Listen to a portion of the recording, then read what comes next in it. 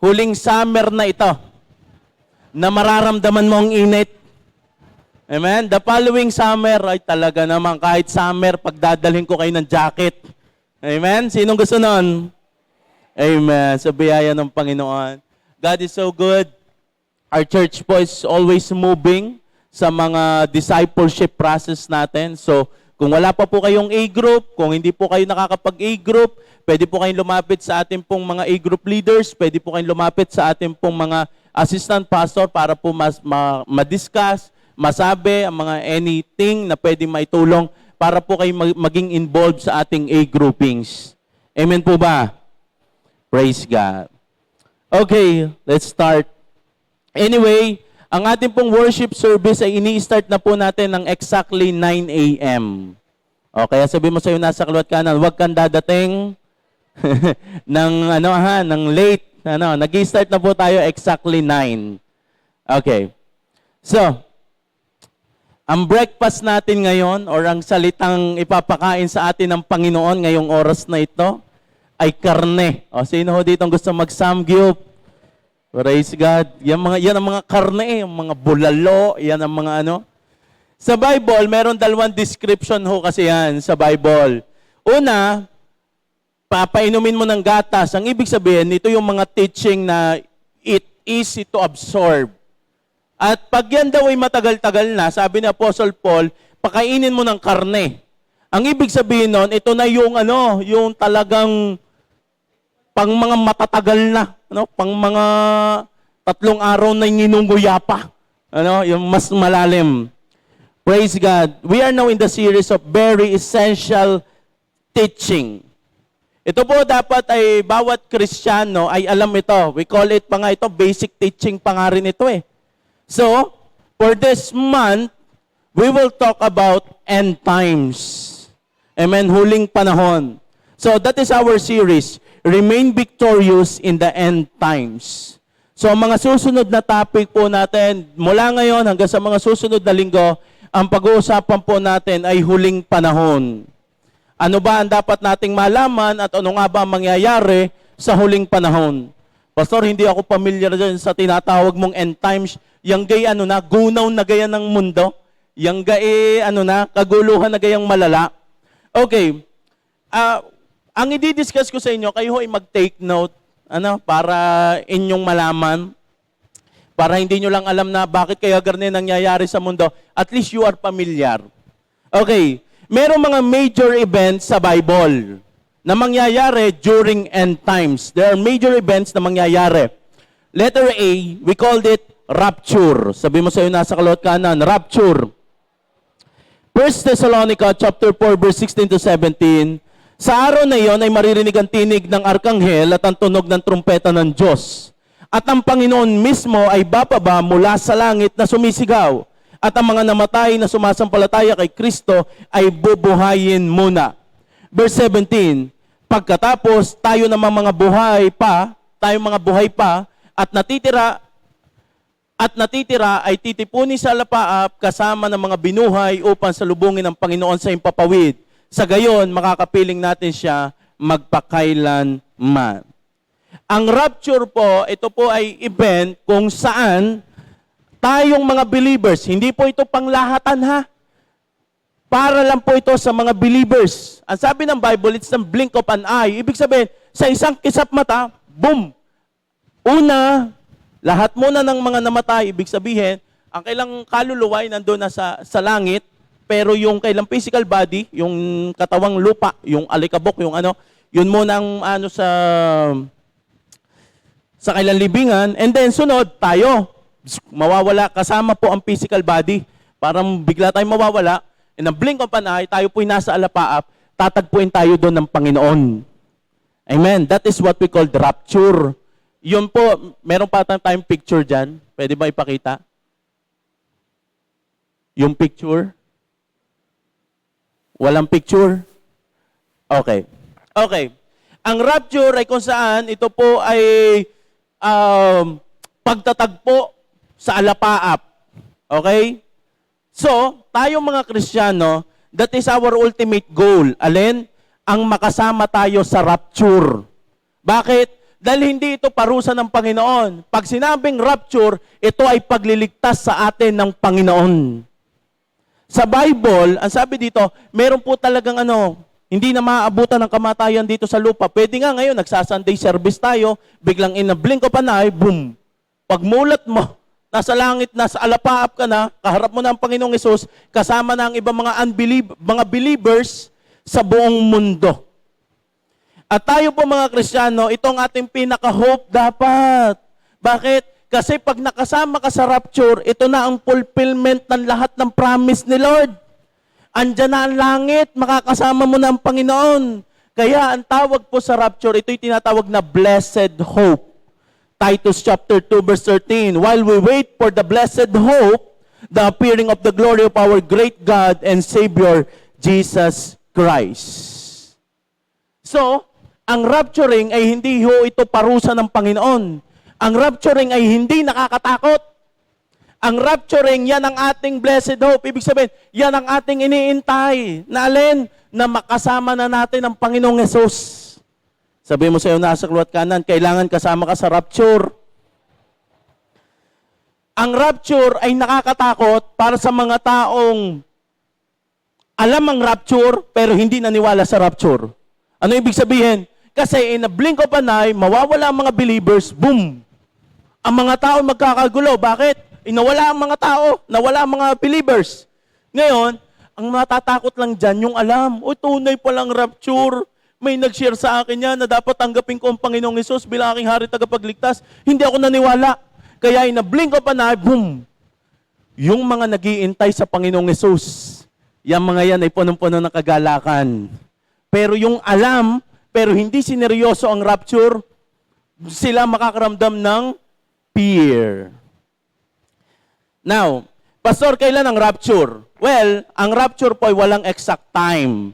Pero meron po itong pattern. So, the next event natin pong pag-uusapan is we call the Great Tribulation.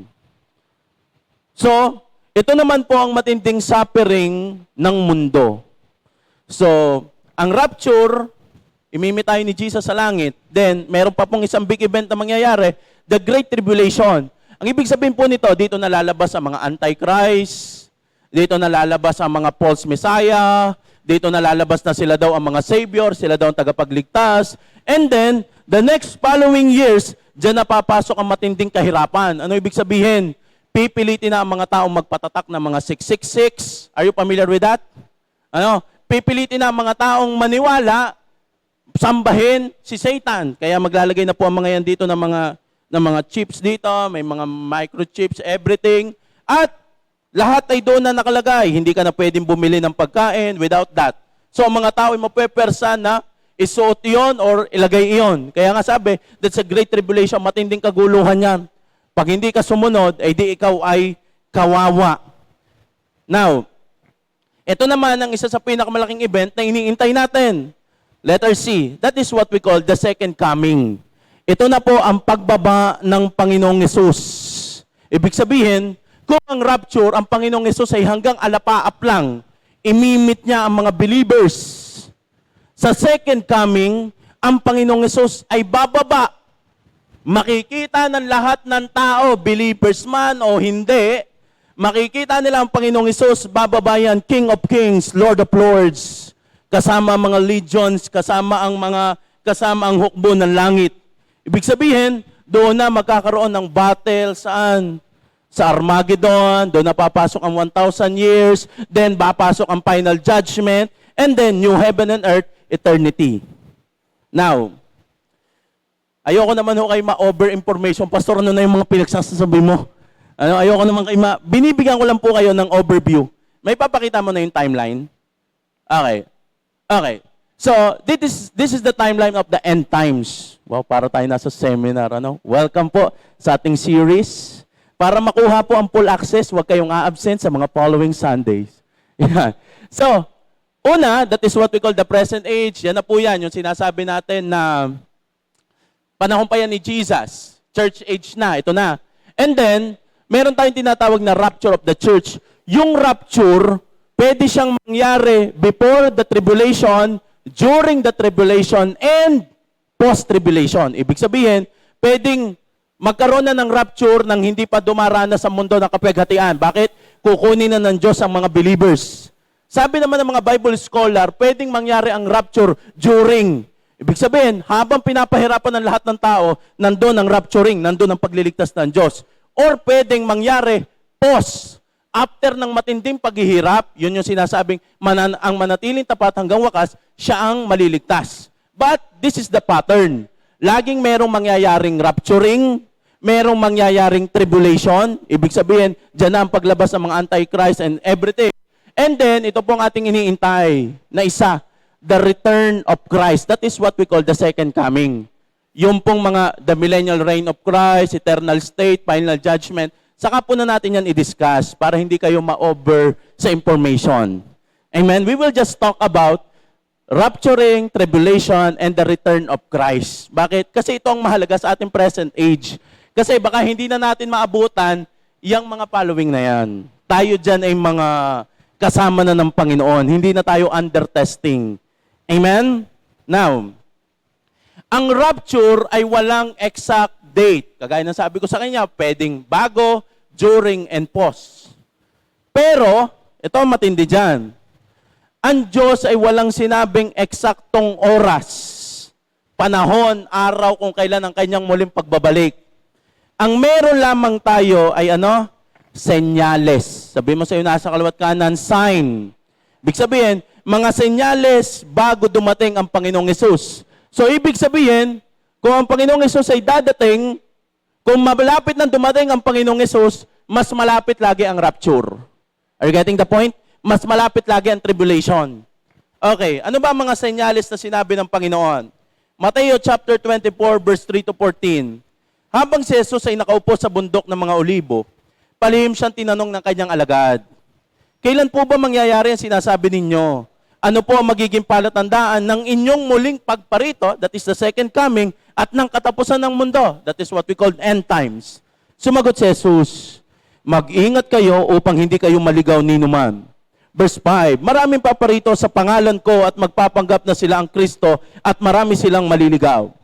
Makakarinig kayo ng mga labanan at makakabalita ng mga digmaan sa iba't ibang dako. Ngunit, huwag kayong mababahala dahil talagang mangyayari ang mga iyon, bagamat hindi pa iyon ang katapusan ng mundo. Maglalaban-laban ang mga bansa at gayon din naman ang mga kaharian. Magkakaroon ng taggutom at lilindol sa maraming lugar. And that is happening right now. Verse 8, ang lahat ng mga ito'y pasimula pa lamang ng paghihirap na tulad ng isang babaeng nanganganak. Pagkatapos ay kapuputan kayong lahat dahil sa inyong pagsunod sa akin. Isasakdal kayo upang pahirapan at patayin. That is what we call tribulation. Verse 10, at dahil dito, maraming tatalikod sa kanilang pananampalataya, mapupuwit sila at magtataksil sa isa't isa.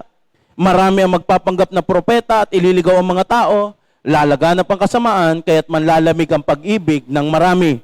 Verse 13, ngunit ang manatiling tapat hanggang wakas ay siyang maliligtas. Ipapangaral sa buong sanlibutan ang magandang balita tungkol sa kaharian ng Diyos upang magsilbing patotoo sa lahat ng bansa at saka darating ang wakas. Now, walang sinabi ang Diyos na exact date, pero ang Diyos ay nagsabi ng mga senyales. So, ibig sabihin, pag ito'y nakikita nyo na, pag ito'y nararamdaman nyo na, malapit na. So, ano kailangan natin gawin? Mateo chapter 12, verse 36 to 37. Ngunit, tungkol sa araw at oras na iyon ay wala nakakaalam. Kahit ang mga anghel sa langit o maging anak man, ang Ama lamang ang nakakaalam nito. Verse 37, ang pagdating ng anak ng tao, that is Jesus, the second coming of Christ, ay tulad ng panahon ni Noe. Ano ibig sabihin po noon? Noong panahon ni Noe, nung sinasabihan niya mga tao, kayo ay mag-repent, magsisi kayo sa inyong kasalanan, at siya'y gumawa siya ng napalaking barko, siya ho ay pinagtatawanan ng mga tao. While si Noe ay busy, or si Noah ay busy na i-build yung boat, ang mga tao ay busy sa kanilang mga buhay. And then, saka lang nila na-realize na tunay ang sinasabi ni Noe or ni Noah nung dumating na ang matinding baha. Kaya ang sabi doon, kailangan ang pagdating ng tao ay tulad ng panahon ni Noe. Ang iba hindi masyadong siniseryoso ito. Mateo chapter 12 verse 44. Kaya't lagi kayong maging handa sapagkat darating ang tao sa oras na hindi nyo inaasahan. So, we are now in the crucial stage. Ariho ay teaching na dapat ay malalim, pero I ask the Lord, Lord, kailan ba ang tamang timing to preach it? Ito na ang tamang panahon. Amen? Para marinig that kailangan, sabi nga ang kamangmangan ng tao magpapahamak sa kanila. Kung hindi nyo ito malalaman, baka ito pa magpahamak sa inyo. And we thank the Lord for the privilege dahil ma-share ang mensaheng ito ngayong oras na ito. Amen? Palakpakan nga natin si Lord. Now, Pastor, our series is all about paano magtatagumpay sa end times. Paano nga ba magtatagumpay sa end times? So, titingnan natin ang root. Dahil binigyan na tayo ng Diyos ng mga senyales, ito ang mangyayari sa end times. Sa huling panahon, ibig sabihin, we are all aware. Amen? Meron na alam na natin kung ano mangyayari sa end times. Kaya ngayon pong mulang linggong ito hanggang sa mga susunod na linggo, pag-uusapan natin yung mga mangyayari sa end times at paano magiging matagumpay doon. Para bakit? Paano natin lalabanan kung hindi natin alam ang ating kalaban? Amen po ba? Ngayon, tayo bibigyan ng Diyos ng kaalaman for us to be aware and for us to counter kung ano ang mangyayari sa end times. Okay. Pag-usapang end times, ang una agad napasok po sa inyo digmaan, gutom, and etc. Yes, mangyayari yon, pero this time, we will focus lang po sa enemy na ito. We called it deception. At yan din po ang ating pag-uusapan this week. It's all about overcoming deception in the end times. Ibig sabihin, mapagtagumpayan ang mga panlilinlang na gagawin ng kaaway sa huling panahon. Now, bago dumating ang matinding gulo sa labas, magkakaroon muna ng shakening sa loob. Matthew chapter 24 verse 4 to 5. Sumagot si Jesus, mag-ingat kayo upang hindi kayo maligaw ni inuman. Maraming paparito sa pangalan ko at magpapanggap na sila ang Kristo at marami silang maliligaw. If we will assess, nung tinanong si Jesus ng mga disciple, Lord, ano ang palatandaan na malapit ng wakas? Ano ang palatandaan na ikay muli ng paparito?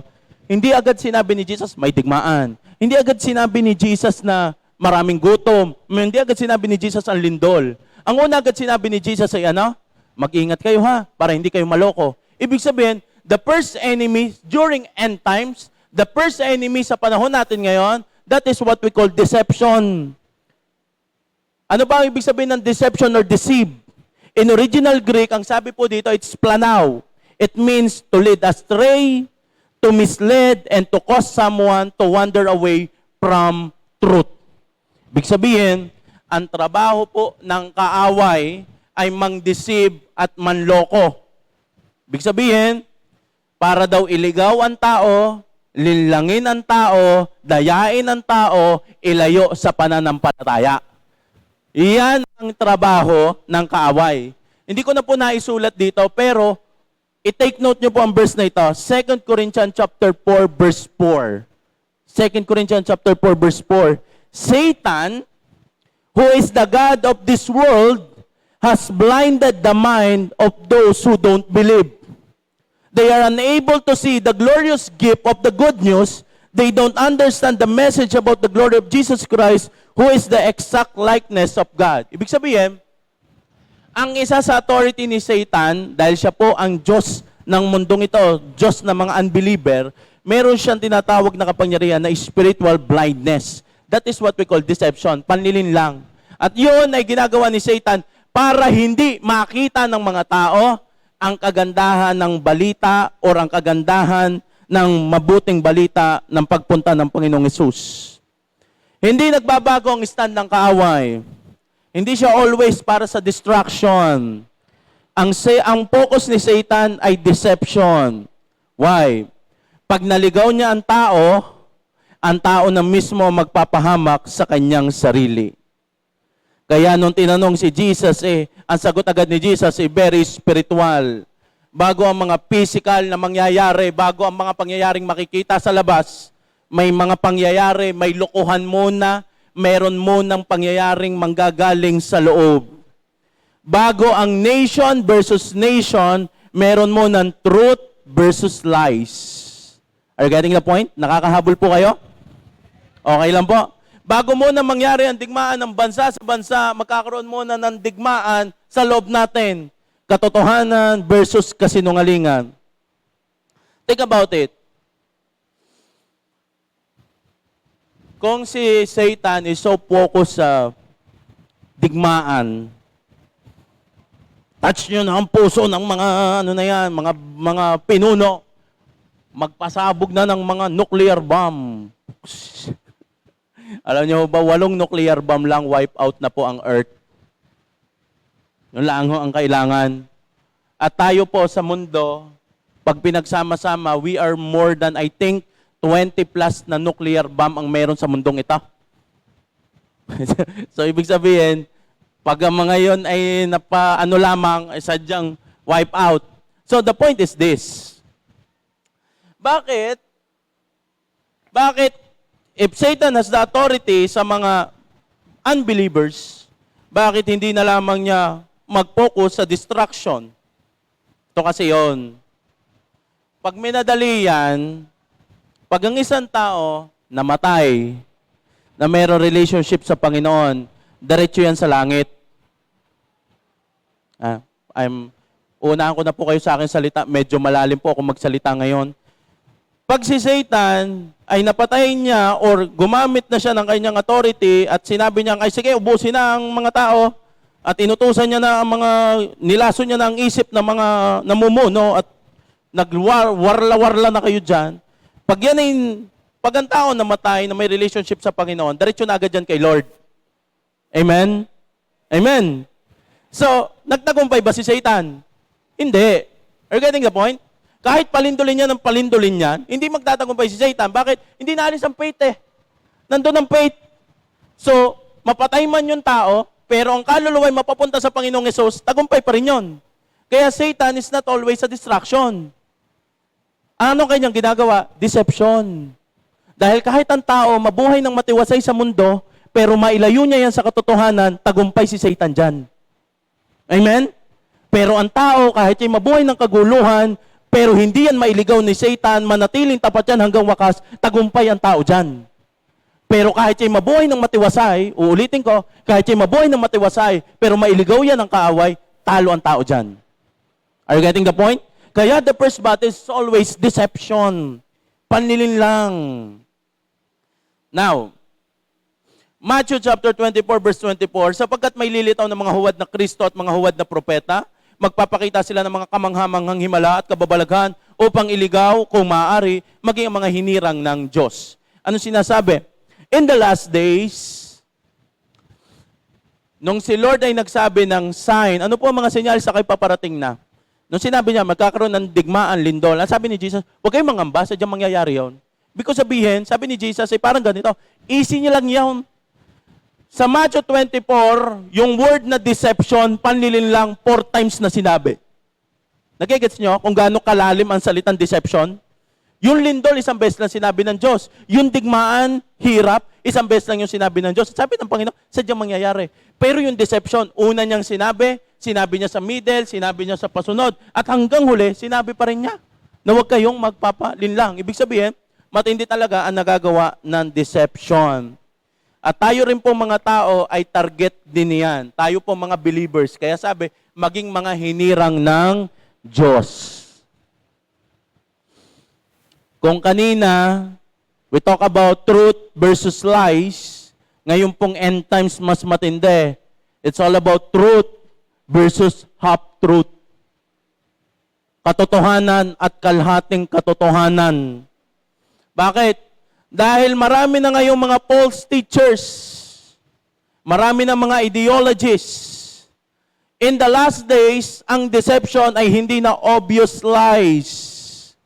Ang panloloko ay kasinungalingan na mukhang katotohanan. Hindi na mukhang mali, parang tama na. Kaya it's very dangerous. I want to emphasize yung sinabi ng Panginoon, marami ang manliligaw. Ibig sabihin, it is not few, it's not some. Ibig sabihin, nasabi ng Diyos, marami silang maliligaw. Ibig sabihin, kahit ang mga believers ay pwedeng mahatak ng ganitong mga pangyayari. Ang deception ay normal na in the last days. Are you ready? Nasa introduction pa lang ho ako. Okay, let's talk about the modern deception in our days. Ano ba mga modern deception? Para tayo aware, ano nga ba mga ginagawa ng kaaway? Ano nga ba mga kinikilos ng kaaway? Paano nga ba si Satan ang loloko sa panahon natin ngayon? Letter A, your truth is your truth. Ang katotohanan mo, iyon ang tunay na katotohanan. Ito po ang mindset ng modern world. Ibig sabihin, walang absolute truth. Wala na daw right and wrong. Depende na lamang yan po sa iyong belief. Depende na lang yan sa iyong nararamdaman. Sa kanila, ang mas mahalaga sa kanila ay kung alin ang sa pakiramdam nilang tama, based sa kanilang feelings, based sa kanilang opinion. Kung alin ang nararamdaman nilang okay, kung alin ang nararamdaman nilang maayos, sa kanilang nararamdaman, yun ang pinaniniwalaan nilang tunay. Kaya we called it your truth is your truth. Ang nilalaban ng modern world, wala nang fixed na truth. Kaya if we will assess the culture now, ang laging sinasabi ng mga tao ay respect my truth, or sa madalit sabi, respect my feelings. Kanya-kanya na yan ang paniniwala. Kanya-kanyang belief na yan. Alam mo, mga panlaban ngayon na yan, hindi nga namin pinapakalman ang paniniwala nyo. Huwag niyong papakalman ang paniniwala namin. That is what we call your truth is your truth. Hayaan nyo mabuhay ang mga tao sa gusto nila. Yan ang gusto nyo, di mabuhay kayo dyan. Dito kami mabubuhay. Even sa truth about heaven. Mabait naman ako. Wala naman ako inaapakan tao. Hindi naman ako kriminal. Okay naman ako kay God. Yan ang mga linya na mas tama nga naman. Kung ating i-will assess, para nga din namang tama. It sounds good. Kaya ngayon, napakahirap magsalita eh. Ang pagko-correct ay pakiramdam ay ginajudge. Are you getting the point? Dahil ang mga tao lagi merong, my truth is my truth. Now, kapag ang truth ay based sa feelings, di wala nang tama at mali. Kaya nga yung katotohanan, ibig sabihin, laging merong absolute truth. Are you getting the point? Nagigets niyo po ako? Nagigets niyo po ako? Laging merong absolute truth. Parang ganito, 5 plus 5. Sabi nyo say 6. 6 po. Mali. 10. Hindi, 6. Bakit 6? Yun ang paniniwala ko eh. Yun ang pakiramdam kong tama. Yun ang pakiramdam kong ayos. You're getting the point? At ilalaban niyang kahit saan siya pumunta na ang 5 plus 5 by 6. Pero laging merong absolute truth. 5 plus 5 equals 10. Laging merong standard, laging merong pinakatamang katotohanan. Yung katotohanan na yan is not based on your feelings, not based on the other opinion. Ito ang tunay na truth. John chapter 14 verse 6. Jesus answered, I am the way, the truth, and the life. No one comes to the Father except through me. Hindi sinabi ni Jesus na, I am one of the truth. Parang hindi sinabi ng Panginoon, hindi, isa ako sa mga katotohanan. Ang sinabi ng Panginoong Hesus, ako mismo ang truth. Kaya the word, the truth, ibig sabihin, meron lang isang absolute truth. Meron lang isang katotohanan na pagbabasihan ng lahat ng katotohanan, and that is Jesus. Hindi na ito based sa iyong personal opinion. Ang truth ay si Lord mismo. Remember this, truth does not change because of opinion. Hindi nagbabago ang katotohanan dahil yun lamang ang sinasuggest ng tao. Suggest ko lang. Kasi 'di ba, ito ang sabi ng Bible, kaso ganito na kasi ngayon eh. Truth does not change because of opinion. Sincerity does not guarantee truth. Hindi porket kasi pure naman ang heart ko eh. Nagmahalang ako. Iyan na ang mga Sincerity does not guarantee truth. Kahit pa sabihin mo, sinunod mo lang ang puso mo, kung ang sinabi ng Diyos na mali yan, mali yan. At higit sa lahat, good intention does not replace truth.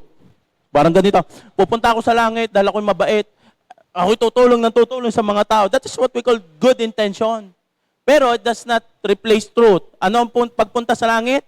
Your personal relationship with the Lord. Are you getting the point?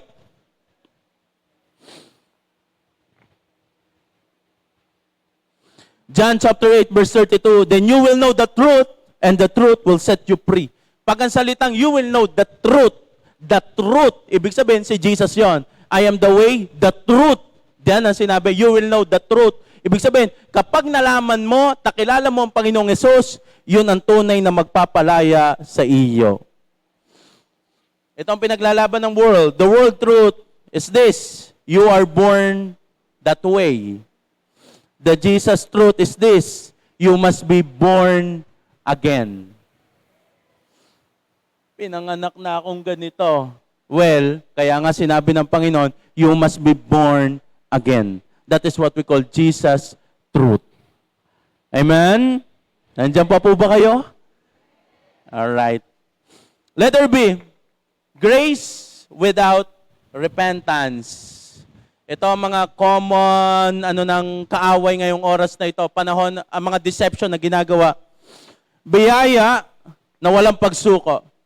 We call it the feel-good gospel. Kahit sino, favorite line nito. God is loving and kind. Amen? Sino lagi ang naniniwalang God is loving and kind?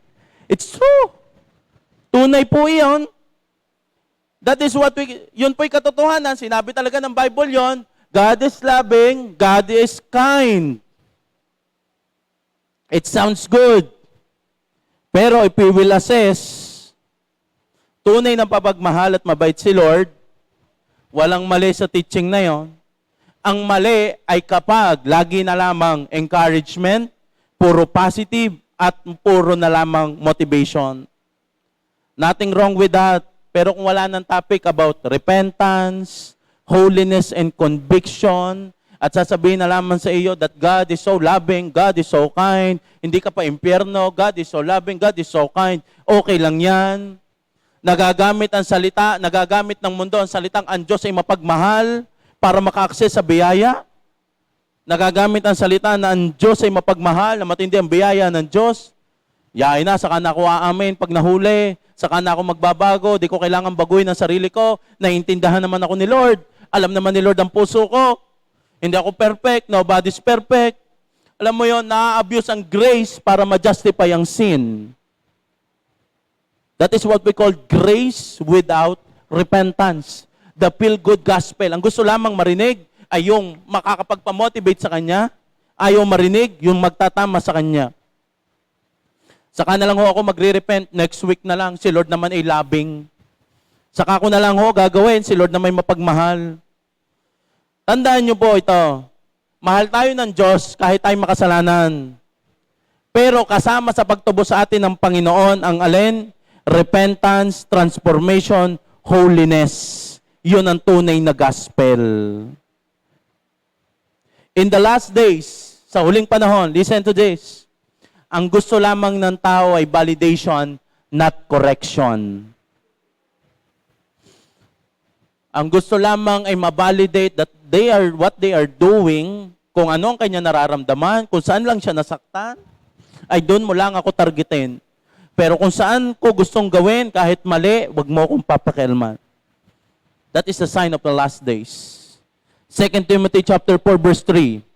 Sapagkat darating ang panahon, hindi na sila makikinig sa wastong katuruan, sa halip, susundin nila ang kanilang hilig, maghahanap sila ng mga tagapagturo na walang ituturo, kundi ibig lamang nilang marinig. In the last days, anong gagawin na lamang po ng mga tao? Saan ka merong magsasabing, okay ito? Saan ka magsasabing, gusto lang nilang puntahan yung someone na magbabalidate ng kanilang feelings. Kaya papansin nyo po, ngayong panahong ito, pasensya na po sa sa panahon namin, sa mga younger age, ay pinapalakas ng mundong ito ang emotion ng mga tao. You getting the point? Tama? Pinapalakas ang ng emotion. Bakit? Everyone, ang bawat isa gusto lagi ma-validate ang kanilang feelings, pero ayaw magpa-correct. That is what we call grace without repentance. Remember this, if the gospel never confront your sin, it is not a gospel of Jesus. Kung ang naririnig mo salita ay hindi binabangga, hindi binabasag ang kasalanan, hindi gospel ni Jesus ang iyong narinig. Tunay naman mahal ka ng Panginoon, He wants to bless you, gusto niyang ikay maging successful, pero hindi lagi mawawala ito. Kailangan ng change life, kailangan lagi ng obedience, sacrifice, and surrender. Are you getting the point? This is the truth. Roma chapter 2 verse 4. O hinahamak mo ang Diyos, sapagkat siya'y napakabait, matiisin at mapagpasensya. Hindi mo ba alam na ang kabutihan ng Diyos ang umaakay sa iyo upang magsisi at tumalikod sa kasalanan? Ibig sabihin, ang sabi ng Bible, garne, hinahamak mo ang Diyos sapagkat siya'y napakabait, matiisin, magpapasensya. Ang sinasabi ng Bible, garne, hindi mo ba alam na ang kabutihan, kaya mo nararanasan ang kabutihan na yan, kaya mo nararanasan ang pag-ibig ng Diyos na yan, hindi para hindi mo masubok, mahamak ang kanyang pasensya, ang kanyang pagtitiis, ang kanyang kabaitan. Kung hindi ang kabaitan na yan, dapat ang nagtutulak sa iyo sa repentance. Are you getting the point? Ang kabutihan ng Diyos ang dapat nagtutulak sa iyo sa kabutihan, sa pagsisisi, hindi ang kabutihan ng Diyos ang lalong magtutulak sa iyo sa pagkakasala. Nakalimutan natin ang tunay na pakay ng kabutihan ng Diyos. Ang gusto niya ay matransform tayo. Amen po ba? Next, letter C. Experience over Scripture. Mga taong mas mabilis maniwala sa nakita, naramdaman, kaysa sa kung ano ang sinabi ng Biblia. Nakakita lamang ng lumot na nagmukhang tao, pinunasan na. Nakakita lamang ng manggang lumuha, pinuntahan na. Dumaan lamang sa puno at biglang humangin. At merong naramdaman na something, naniwala na. That is what we call experience over Scripture. Matthew chapter 24:24, for false Messiah and false prophet will rise up and perform great signs, wonders, as to deceive, if possible, even God's chosen one. In the last days, maraming himala. May tunay na himala at merong maling himala. Maraming mga false prophet. Alam niyo ho, kahit sa panahon natin ngayon, lumindo lang, ito tunay na buhay. After ng lindol, meron lumabas na tao at sinabing siya ang nagpatigil ng lindol. Tinawag ang mga tao, sumunod kayo sa akin. Sumama nga sa bundok Ay tunay na buhay. Meron tao nagsabi, uulan bukas. Ay umulan nga. Sumama mga tao sumama kayo sa akin sa bundok. Meron ng hula. Ganito ang mangyayari. Sa gabi, didilim. Dumilim nga. Are you getting a point? Aba, dumilim nga. Tunay nga, sabi. Sumama. That is what we call experience over Scripture. Na-deceive kasi tama daw yung hula. Parang ang powerful. Yung iba'y pipila pa, doon daw nga gumaling. Yung iba'y nagpapahula na. Bakit kayo nagpapahula na ha? Nung tumama ang hula, aba, sabi pag ang crush ko nagpakalbo, hindi niya na ako mahal. Aba. Pagdating ng Sunday service ay hindi nagpakalbo. Naniniwala sa alin? Manifest. Humihingi ng enerhiya sa dagat. Mula sa kapangyarihan. Humihingi ng enerhiya saan? Sa mga bituin. Meron naman talagang vitamins ang pero iba yung hihingi ka ng spiritual power. Hahawa ka sa puno ng mangga at sasabihin mong lahat ng lakas ay inililipat ko sa akin. Ay siya, hindi yan sa Diyos. In the last days, signs and wonders, miracles, that is very common. May manggagaling sa Panginoon, merong hindi manggagaling sa Panginoon. So, ano nga ba mga senyales that the miracles ay nanggagaling sa Diyos? Okay? Maraming himala, normal ang himala sa panahong ito. Pero, kailangan nating malaman, ano nga ba mga senyales na ang miracle ay nanggagaling sa Diyos? It points to Jesus and glorifies Him. Ang unang senyales na ang himala ay galing sa Diyos, kapag katapos ng himala, ang pinasalamatan ay ang Panginoong Hesus. At sila'y natuwa, sila'y pumalakpak, sila'y nagsisigaw sa pangalan ng Panginoong Hesus. Hindi pagkatapos ng himala, magaling ang manggagamot na iyon. Magaling daon, ayos daon. Yes, they can perform miracles, pero that is not truth. Ang tunay na miracles na nanggagaling sa Panginoon, pagkatapos mong gumaling, pagkatapos mo magkaroon ng breakthrough, sumampalataya ka sa Panginoon, na glorify si Jesus sa iyong buhay. That is what we call miracles. Ano pa? It aligns with the Scripture. Dapat sinasabi ho yan ng Bible. Dapat ho yan nakasulat mismo sa Bible.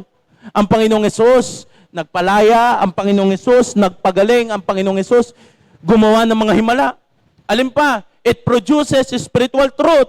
Ang ibig sabihin po niyan, merong repentance. Merong repentance. Hindi pagkatapos ng himala, nag-celebrate, nag-inom. Lord, hindi na ho ako mag-iinom, pagalingin niyo lang ho ako sa sakit. Doon, meron daw ho doon, nanlalaway laang, nagaling. Pagdating, magaling na ako, thank you Lord, santagay nga. That's not miracles. Hindi ang galing sa Panginoon. Bakit? It's always lead to obedience and transformation. Laging ang punta, pagkatapos ng himala, mas minamahal ang Panginoong Hesus, mas susunod sa Panginoong Hesus, mas nagpupuri sa Diyos. Amen? Tayo po, Jesus the Anointed One Church, we are apostolic church. Amen? Baka ho kayo mabigla. Ang simbahan natin ay nakilos sa mga himala. Ibig sabihin, naniniwala tayo na pag ang isang tao, mayroong bukol, yan ay pwede pang mawala, pagalingin ng Panginoong Hesus. Naniniwala tayo na anumang uri ng bandage ng kaaway o nilagay ng kaaway, yan ay pwede pang alisin ng Panginoong Hesus. We believe in the signs, wonders, and miracles. At sa biyaya ng Diyos, ang church po natin ay nagpe-perform ng signs, wonders, and miracles.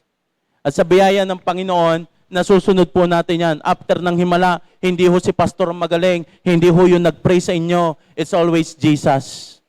Ano hong kabayaran? Umaten ka, kilalanin mo ang Panginoong Hesus bilang iyong hari tagapagligtas. Are you getting the point? Okay, letter D. Normalize sin. Dino-normalize na lang ang kasalanan. Dahil ang sinasabi ng mga tao ngayon, outdated na daw ang Bible. And that is the deception ni Satan. Isaiah 5 verse 20, kawawa kayo, mga baliktad ang isip. Ang mabuting gawa ay minamasama, at ang minamabuti naman ay masama. Ang kaliwanag ay ginagawang kadiliman, at ang kadiliman ay tinuturi na kalinawagan. Ang lasang mapait, ang sabi matamis. Ang lasang matamis, ang sabi mapait. Ano ibig sabihin? Binabaliktad. Kung alin ang tama, minamali, at kung ang mali, yun ang pinipilit na tama. Binabago ang kahulugan. Yung moral compass ng tao, iniiba. Gumagawa na ng moral confusion, ginagawa ng normal. Mga common na salitaan, wala naman ako sinasaktan tao, personal choice ko ito, live and let live, hindi na ito big deal, natural na yan, modern times na ngayon, pilit na sinasabi na normal. Ganito kumilos ang deception. Ayaw niyang magilty ka sa kasalanan mo at gusto niyang maging weird sa iyo ang holiness. That is how deception works. Ayaw niyang magilty ka sa kasalanan ginagawa mo at maging weird sa iyo ang usapang holiness. Pastor, nag-express lang naman ako. Pastor, part na po ito ng culture. Yes, expression, culture, that is good. Pero kung yan ang sinasabi ng Diyos na mali, that is still mali. Kaya we need to be aware. We need to recognize. We need to be aware. Ano ba ang mali? Ano ba ang tama? Huwag natin palitan ang Bible standard. Don't compromise for acceptance. Kailangan ko itong gawin para tanggapin ako ng tao. Don't compromise. Ito na po ang ginagawa. Don't compromise for acceptance. Why? Because that is deception. Now, nakita na natin kung paano kumilos ang deception. Magsisimula na po ako sa aking topic. Okay lang po? Magsisimula na po ako sa aking topic. That is introduction. Okay, binilisan ko na. How to overcome deception in the end times? Sabi ko sa inyo, umpisa pa lang to. Letter A, be rooted in God's Word. Kailangan ikaw ay babad sa salita ng Diyos. Kailangan ikaw ay nakaugat sa salita ng Diyos. Bakit? Pag hindi ka babad sa salita ng Diyos, ang iyong emotion, ang opinion ng ibang tao, ang magdidikta.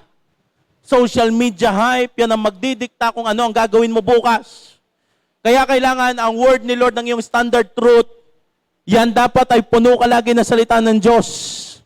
Kapag meron kang word ni Lord, hindi ka basta maliligaw ng kaaway. Ang dami mga verses ngayon na ginagamit. Ang Diyos ay mabuti, ang Diyos ay mapagmahal, okay na yan. Ang Diyos na may ganito, ang Diyos na may ganyan. Pero if we will read the whole context, if we will read, ang gusto lang tanggapin ng tao ngayon, si Lord ay mapagmahal. Hindi na nila tanggapin that God is holy. We need to read the whole verses, the whole context. We need to be rooted in God's Word. Baka naman ang devotion mo ay yung TikToker na isa na... Anong devotion mo? Sabi ho nung nag-TikTok, aba, yun ay devotion niya yun, yung i-share niya yun ng kanya. Maghanap ka ng iyo. Romans chapter 10 verse 17. So faith comes from hearing. That is hearing the word, hearing the good news about Christ. Ang pananampalataya nagsisimula sa pakikinig sa mabuting balita na nanggagaling sa Panginoon. So ibig sabihin, the more na ini-equip mo ang iyong sarili, the more na marami kang naririnig, nababasang salita ng Diyos, the more na marami kang naririnig na patungkol about sa good news, mas nataas ang iyong pananampalataya. May encourage you today. Pwede ka, pag kayo ay nasasaktan, pag kayo ay broken, pag kayo napapagod, wag naman ang panoorin nyo yung Netflix. Pwede kang punuin nyo ang inyong sarili, makinig kayo ng preaching. Amen? Meron tayong YouTube. Meron pong preaching ang J1 Rosario. Ang J1 Church ay meron 378 churches nationwide, worldwide. Pag yun ay panoorin mo mula sa Maine, mula Rosario, ayun na. Pwede kayo nalulungkot, yun ang iyong panoorin. Pwede ka? Bakit? Kailangan niya, we need to be rooted in God's Word. Madali mong paniniwalaan, ang lagi mong naririnig. Kaya ka mas magbabad ka sa mga sinasabi sa iyo ng tao, mas magbabad ka sa social media, yan ang iyong paniniwalaan. Hindi agad papasok ang deception sa taong guarded ng Word of God. Laging meron niya standard. Ito ang sinabi ng Bible. 2 Timothy chapter 3 verse 16 to 17, all is scripture, that is Bible, is inspired by God and is useful to teach us what is wrong, to make us realize what is wrong in our lives. It corrects us when we are wrong and teaches us to do what is right. Verse 17, God uses it to prepare and equip His people to do every good works. Ang word ni Lord ang tutulong sa iyo for transformation. Ang word ni Lord ang magtuturo, mag-check sa iyo kung merong mali sa iyong ginagawa. Ituturo kung ano ang dapat mong gawin. And again, ginagamit ng Diyos ang kanyang salita para i-prepare tayo at equip tayong gumawa ng mga mabubuting bagay. Amen? Next, number 2. We need to test everything. 1 Thessalonians chapter 5, verse 21 to 22. But test everything that is said, hold on to what is good. Stay away from every kind of evil. Ang ibig sabihin, hindi lahat ng maririnig mo, hindi lahat ng mababasa mo, hindi porket ito'y trending, ito'y tama na agad. Guys, listen. Kapag dumating sa point na ang pinipreach ko'y hindi na si Jesus, pwede na kayong humanap ng ibang church. Pag ang naging meaning na ng JA1 ay Jeremiah, humanap na kayo ng ibang church. Pero hanggat sa simbahang ito, tinataas ang pangalan ng Panginoong Hesus at naniniwala tayong merong binabagong buhay ang Panginoong Hesus, you're on the right place. You're on the right church. Amen? You need to test everything. Hindi lahat ng iyong papakinggan, hindi lahat ng iyong maririnig ay laging para sa Diyos. Kahit pampampront yan ay sa Diyos. Ephesians chapter 4 verse 14. Then we will be no longer be immature like children. We won't be tossed and blown about by every wind of new teaching. Ibig sabihin nun, hindi na tayo parang mga isip bata na sa bagong teaching tayo oh maganda dito, oh maganda dito. Ito ay ayos, absorb ng absorb. Ano sinabi doon? Hindi na tayo immature. Pagdating ng times, hindi na tayo basta maloloko ng anumang mga ginagawang deception ng kaaway. Amen? Last, number 3. Love the truth, not sin. Mahalin mo ang katotohanan because the truth, that is Jesus, confront sin.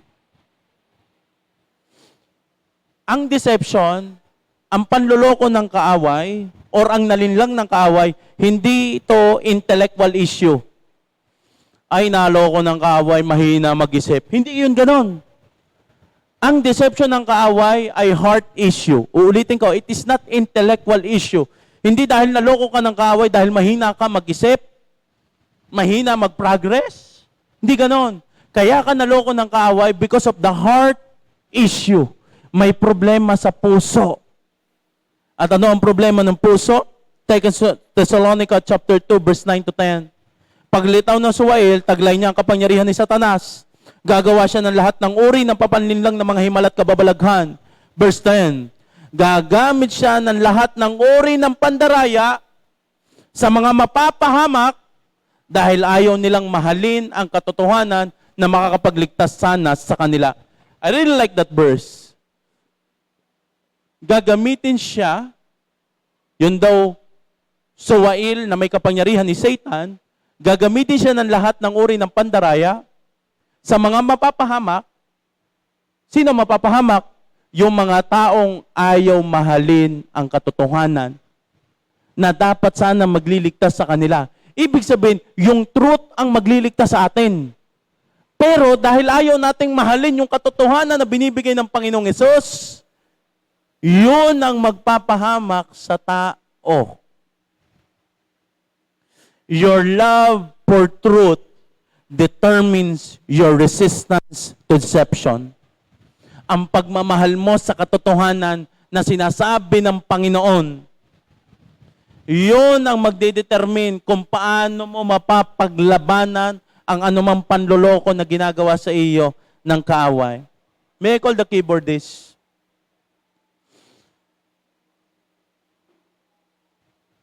Guys, listen. Ang mga pag-uusapan natin, mga series for that upcoming weeks, or kahit ngayon, it's not to condemn you. I really want na ma-feel bad ka. I really don't want na ma-feel mo na ikaw ay kinukondemn, that you are not welcome here, that you are not welcome in the gospel. Hindi ito para ikaw ay takutin ko. But it is a message of encouragement. An encouragement to strengthen your faith because we're living in the last days. Ito na ang panahon, ito na ang oras, ito na ang sitwasyon. Hindi na ito para kondeman o makasalanan ka, magkamali ka, ganyan-ganyan. Remember this. The truth set you free. The truth protects you. In the last days, pag ikaw ay may hawak na katotohanan, meron ka na agad panangga sa unang atake ng kaaway. And that is what we call deception. Panghawakan mo lamang mabuti ang katotohanan. Ano ang katotohanan? That is Jesus. At kung ano man ang standard ni Jesus, yun na rin ang magiging standard mo, because Jesus is the truth. Ang Panginoong Hesus ang katotohanan. John chapter 17 verse 17, make them holy by your truth. Teach them your word, which is truth.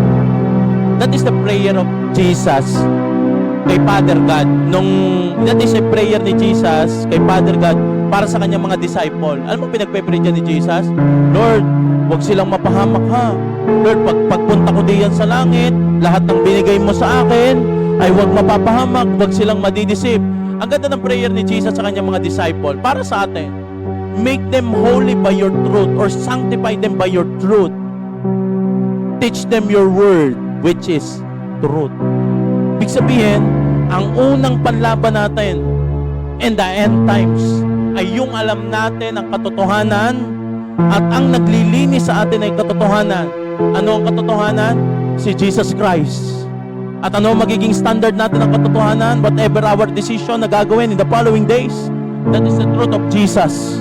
Kung ano ang sinabi ng Panginoong Hesus, kung ano ang katotohanan binabanggit ng Panginoong Hesus, yun ang standard na iyong susundin. This message is not for condemnation, but encouragement. Hindi itong message ng pagpapasabi na ikay makasalanan, na mali. Ayokong ganun marinig nyo sa mensaheng ito, that nararamdaman nyo kay kinokondem. Ang gusto kong maramdaman ninyo ay merong Diyos na nagpapaalala sa iyo, anak, there are deception that is happening right now, and He loves you. He loves you para sabihin niya sa iyo that there is something na merong ganitong mangyayari, and God is loving you so much para ipaunawa sa iyo itong mga bagay na ito. I know you're not expecting this teaching, this preaching right now, pero bago tayo tumanggap ng matinding pagpapala sa mundo, meron tayong tinanggap na mas mahalaga, and that is eternal life. And for us to protect that eternal life, hindi dapat tayo basta naloloko na ng kahit anumang gawa ng kaaway. May please stand right now.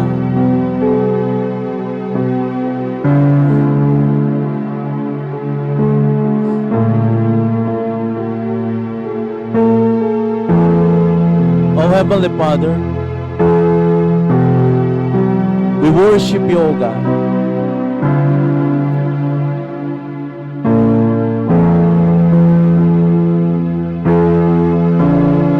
Lord, salamat po, Panginoon Lord God, sa araw na ito. Salamat po, Panginoon Lord God, sa iyo pong ginagawa, Panginoon Lord God, sa buhay ng bawat isa. Come on, just close your eyes. At itatak mo sa iyong puso, Jesus, ikaw ang aking truth. Jesus, ikaw ang aking katotohanan.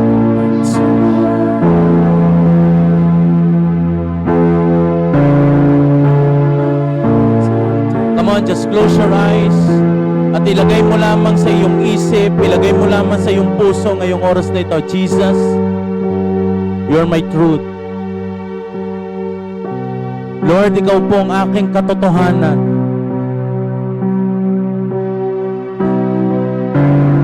Gawin mong malinaw ngayong oras na to sa pangalan ng Panginoong Hesus.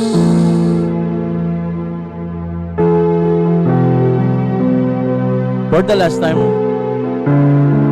let's pray for the prayer of acceptance. Sabihin po natin lahat with all of our heart, buong puso, na alam mo sa iyong sarili na si Jesus ang tunay mong kailangan.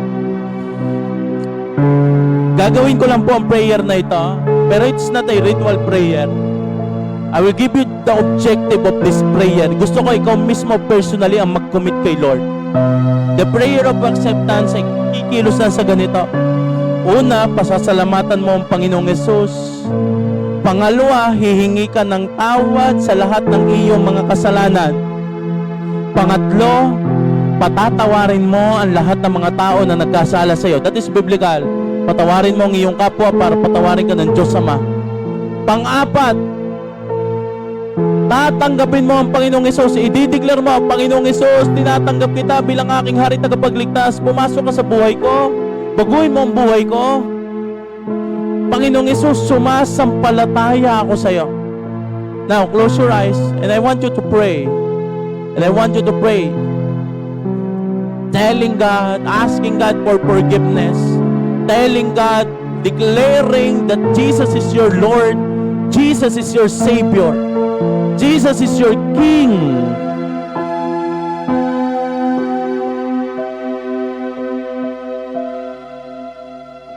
Oh Father God, tanggapin mo po, Panginoon, ang panalangin na ito. And Lord, right now, I declare, sa pagtanggap po namin sa iyo bilang aming Hari Tagapagligtas, ay ang pagkilos din ni Holy Spirit, the Spirit of Truth, the Spirit of Truth, I declare sa buhay ng bawat isa, dumaloy ang Espiritu ng katotohanan nagmumula sa Panginoon.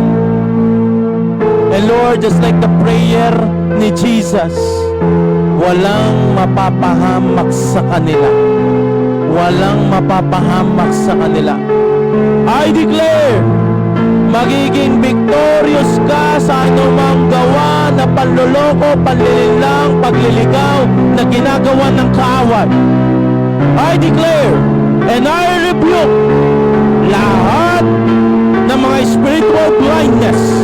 I rebuke lahat ng mga thoughts, lahat ng mga deception na inilagay na ng kaaway sa iyong isip. I rebuke and I declare banal na takot sa Panginoon, tumaloy ka sa buhay ng bawat isa. I declare wisdom. I declare protection sa iyong puso. Salamat, Father God. Salamat po. Wala na po sa J1 Tal, maging sa lahat na nanonood sa live, ang madid the last days. We declare, you make us holy by your truth. You teach us your word. That is the truth na patuloy na lilinis, magmamanifest sa buhay ng bawat isa. Salamat, Panginoon, sa iyo po ang pinakamataas na papurit pagsamba. In Jesus' name, everybody say, Amen.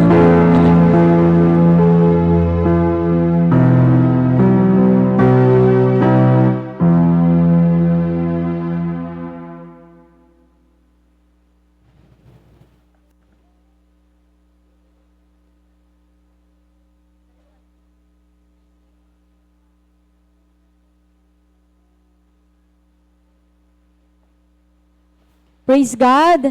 Tayo po ay magpo-proceed na sa ating pong tithes and offering. I know everybody ay super blessed sa ating pong narinig. At alam po natin that tithing, it's also a truth. Ito po ay katotohanan din from God. It's not half-truth. It's truth. It's written in the Bible. And as long as we practice it, ang Diyos ang bahalang mag-take ng full control po sa atin. Siya po ay tunay sa kanya pong mga salita is very powerful. Let's believe and let's practice. I encourage everybody to do this with all your heart, with all your faith. Paniwalaan po natin ang bagay na ito. Amen? So, let's be prepared sa ating pong tithes and offering. Ganun din sa nanonood po sa atin sa live. Tayo po yung mag-pray. Heavenly Father, Lord God, Lord, maraming salamat sa lahat po, Panginoon, ng kabutihan, pagpapala, pabor, protection na pinagkakaloob mo sa amin. Father, Lord, dalangin po namin sa oras na ito at give back our tithes and offering. Lord, mag-manifest lahat po, Panginoon, ng iyong mga pangako. Your truth in tithes and offering, Lord God, in Jesus' mighty name. Lord, I declare harvest, Panginoon, of blessing, financial blessings sa lahat po, Panginoon, ng mga tithers mo, Panginoon, sampu ng kanilang pamilya, buhay, trabaho, pag-aaral, lahat po ng pinagkukunan nila ng sources, you will bless it at bubuksan mong durungawan ng langit at ibubuhos mong masaganang pagpapala as you said it in your word. In Jesus' name we pray. Amen. Pwede na po tayong magbigay.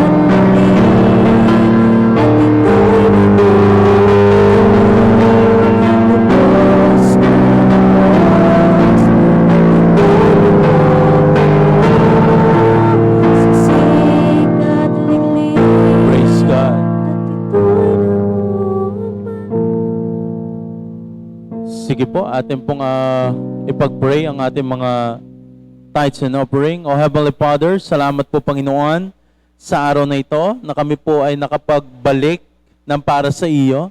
We thank you God for the privilege na kami po ay makapagbigay. And Lord God, salamat sa iyong pangako na kami po ay iyong ibe-bless. At Lord, kami po ay nananampalataya that it will manifest. And Lord, ang pangako mo sa iyong tithes and offering, Panginoon, sasapat ito, Panginoon, para sa iyong temple. In the mighty name of Jesus. Salamat po.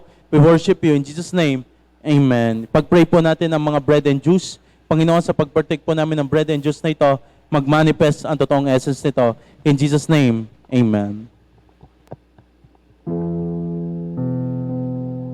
The more I seek you,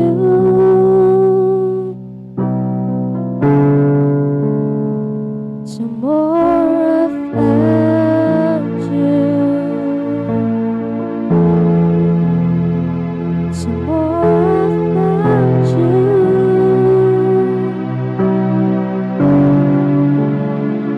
the more I love you. I wanna sit at your feet, drink from the cup in your hand, lay back against you and breathe, and feel your heartbeat. This Para po love sa lahat na meron na, kayo po ay manatiling nakatayo. Ibigay po natin ang pinakamataas na pagrespeto as we partake this Holy Communion.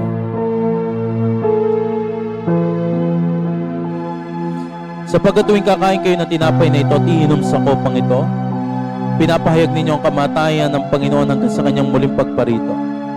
Ang sino mang kumakain ng tinapay at umiinom sa kopa ng Panginoon, sa paraang di nararapat ay nagkakasala sa katawan at dugo ng Panginoon. Kaya dapat siya sa atin ang taong kanyang sarili bago siya kumain ng tinapay at uminom sa kopa. Tayo po lahat ay humingi ng tawad sa Panginoon. Ito ang katuruan tinanggap ko sa Panginoon at binibigay ko naman sa inyo. Noong gabi siyang ipagkanulo, ang Panginoong Hesus ay dumampot ng tinapay, nagpasalamat at pinagpirapiraso iyon at sinabing, ito ang aking katawan na inihahandog para sa inyo. Gawin niyo ito bilang pag-alaala sa akin. Sabihin po natin lahat, Panginoong Hesus, marami po salamat.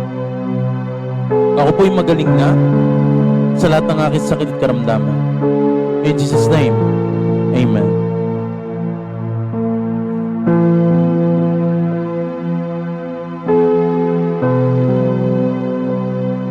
Matapos magapunan, dumabot din siya ng kopa at sinabing, ang kopang ito ay ang bagong tipan ng Diyos na pinagtibay ng aking dugo.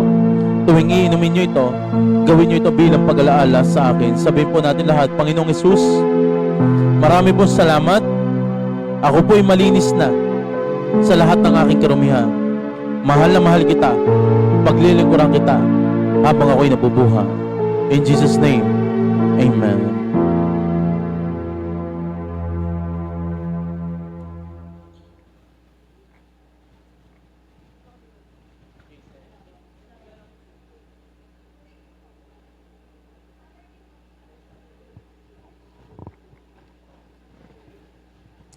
Okay, praise God. So mamaya pong hapon or 2 p.m. we will have a mentoring service para po sa lahat ng leaders and becoming A group leaders. I encourage you, kayo po ay mag-join. Bakit po?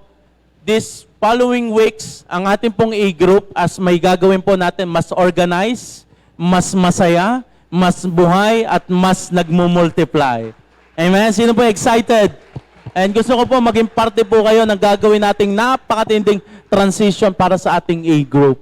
So, yun lamang po. Tayo po ay manatiling nakatayo at dideklara ang katagumpayan ng ating Diyos.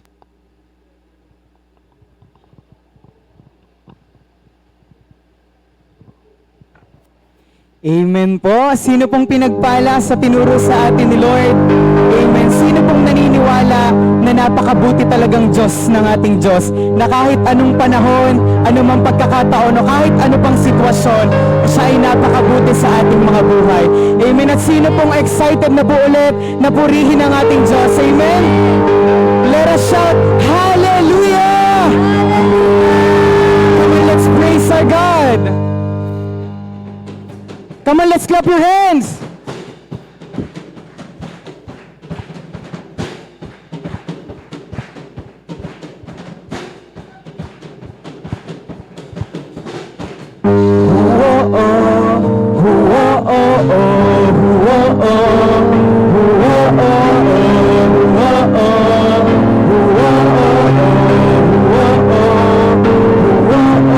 Araw-araw kasiyahan, araw-araw kagalakan, araw-araw, O Diyos, araw-araw, O Diyos, araw-araw sasamahan, araw-araw di iiwan, araw-araw, O Diyos, araw-araw, O Diyos. Ano mang maging panahon, ano mang pagkakataon, ano mang maging sitwasyon, ika'y pupurihin, ikaw at ikaw pa rin.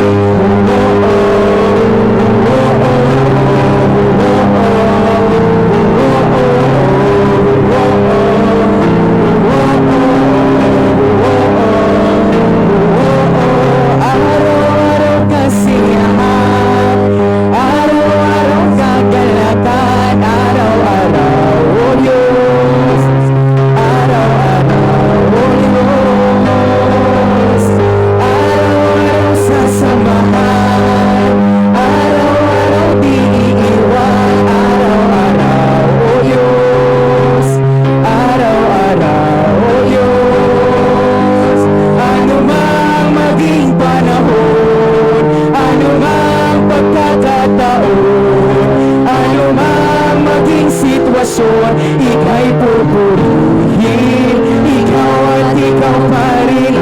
Oh, oh, oh, oh, oh,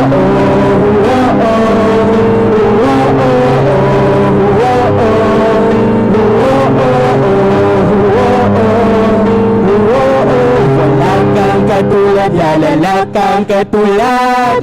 Kang katulad, lalala kang katulad. Wala kang katulad, lalala kang katulad. Wala Yes, kang Lord, wala kang katulad. Wala kang katulad, lalala kang katulad.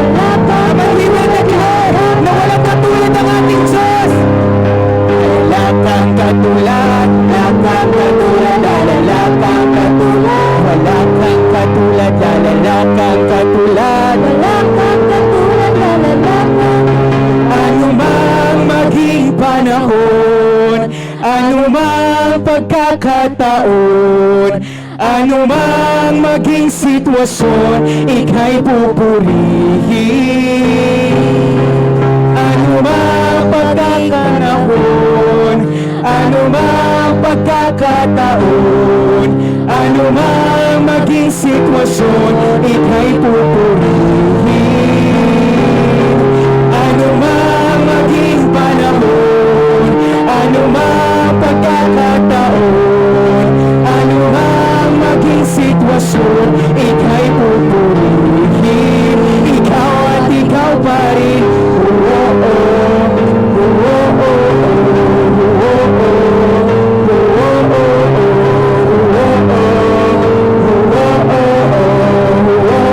ikaw at ikaw pa rin. Kami ay lulubog sa'yo at sasamba, awit ng papuri, itataas kita, magbibigay pasasalamat sa iyong mga gawa. Hari ka't Panginoon ng buhay ko. Sinasamba kita, wala nang tulad mo. Ikaw lamang, O Diyos, ang nais ko. Ikaw lamang, O Diyos, ang nais ko. Ikaw lamang, O Diyos, ang buhay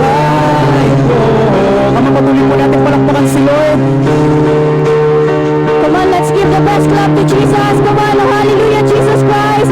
Yes, Jesus, you deserve this, oh, Panginoon, you deserve this, Jesus Christ. And God, Panginoon, we thank you, God, for your word, Panginoon. Salamat po sa buhay mong salita. And God, we thank you for giving us the knowledge, Panginoon, kung paano kami magiging matagumpay in the end times, Panginoon, God.